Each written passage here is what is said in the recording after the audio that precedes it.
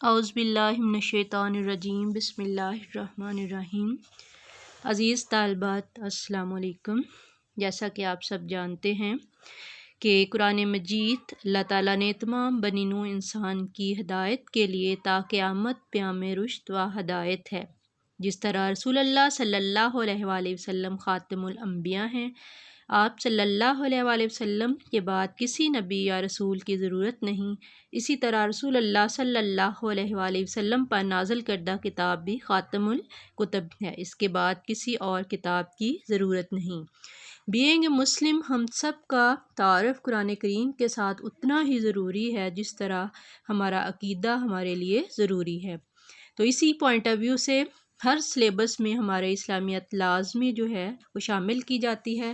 ہمارا آج کا جو ٹاپک ہے یہ تعارف قرآن کے حوالے سے مختلف ٹاپکس ہیں، اس میں وہ ہم ون بائی ون اس کو ڈسکس کریں گے۔ تو بی اے انٹر لیول یا پھر B S C B S psychology تمام اسٹوڈنٹس جو ہیں اس سے یکساں فائدہ اٹھا سکیں گے۔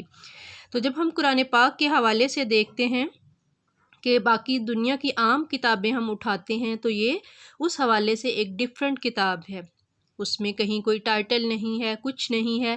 تو قرآن کا ورڈ جو ہے جب ہم اس پہ غور کرتے ہیں تو قرآن حکیم نے اپنے اوور آل 55 نیم ایسے ہیں جو خود کلام اللہ کے لیے اللہ تعالیٰ نے بار بار اس میں رپیٹ کیے ہیں۔ جس طرح اللہ کے 99 صفاتی نام ہیں، اسی طرح قرآن پاک کے 55 نیم ہیں، جیسے الکتاب خداوندی کا مشہور نام ہے، ٹھیک ہے، الذکر ہے، الفرقان ہے، حق اور باطل میں فرق کرنے والی، شفا روحانی طور پر شفا دینے والا، تذکرہ عبرت و نصیحت کا سامان، العلم سراپا علم، البیان۔ تو یہ تقریباً 55 نیم ہمارے سامنے آتے ہیں۔ لیکن جب ہم لفظ قرآن جو ہے اس پر غور کرتے ہیں تو یہ قرآ یقرا سے مشتق ہے، جس کے معنی پڑھنا، تلاوت کرنا اور جمع کرنے کے ہیں۔ قرآن پاک مبالغے کا صیغہ ہے، یعنی سب سے زیادہ پڑھی جانے والی کتاب۔ یہ باشک شبوں سے بالا تر ہے کہ دنیا میں سب سے زیادہ پڑھے جانے والی کتاب قرآن حکیم ہی ہے۔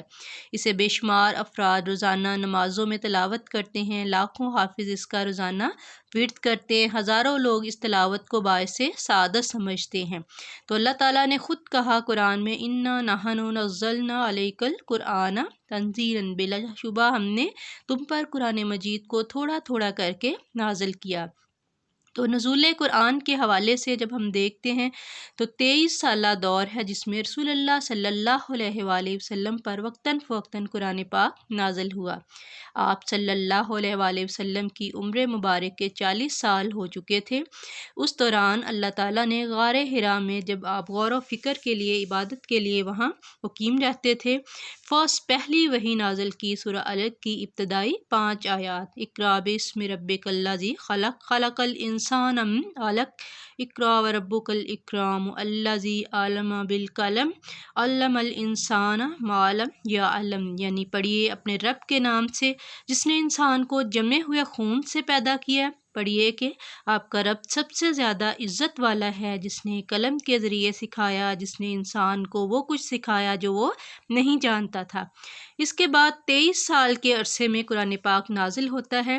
سیکنڈ وحی ہماری جو ہے وہ سورۃ مدثر کی آیات ہیں، ابتدائی آیات، پھر اس کے بعد لاسٹ آیات جو ہیں، سب سے آخری وحی وہ ہے سورۃ المائدہ کی، جس میں آیت نمبر 3 میں اللہ تعالیٰ نے کہا، الیوم اکملت لکم دینکم واتممت علیکم نعمتی ورضیت علیکم الاسلام دین، کہ یعنی آج کے دن میں نے تمہارا دین مکمل کر دیا، تم پر اپنی نعمت پوری کر دی، تمہارے لیے اسلام کو بطور دین پسند کیا۔ یہ قرآن حکیم کی نازل ہونے والی آخری آیت تھی۔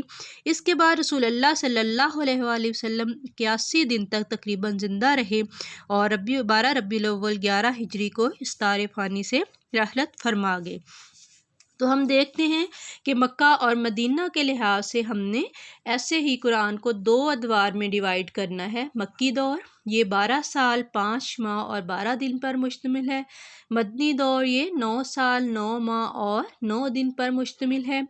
اسی طرح کچھ اور ٹرمز ہوں گی تعارف قرآن کے حوالے سے جس میں ہم پڑھیں گے۔ آیت یعنی آیت کا مطلب نشانی، علامت اور معجزے کے ہیں۔ آیت کی جمع آیات ہے اور قرآن مجید میں ایک آیت ایک مکمل فقرے کا مقام رکھتی ہے۔ ایک صورت میں کم سے کم 3 آیات آئی ہیں۔ اگر ہم کل آیات دیکھیں تو قدیم ریسرچ جو تھی وہ کہتی ہے 6666 اور جدید ریسرچ جو ہے اس میں 6236 آیات ہیں۔ کل الفاظ 86430۔ تعداد حروف اگر ہم دیکھیں 32760۔ کل اس کے رکوع جو ہے وہ 558 یعنی 558 ہیں۔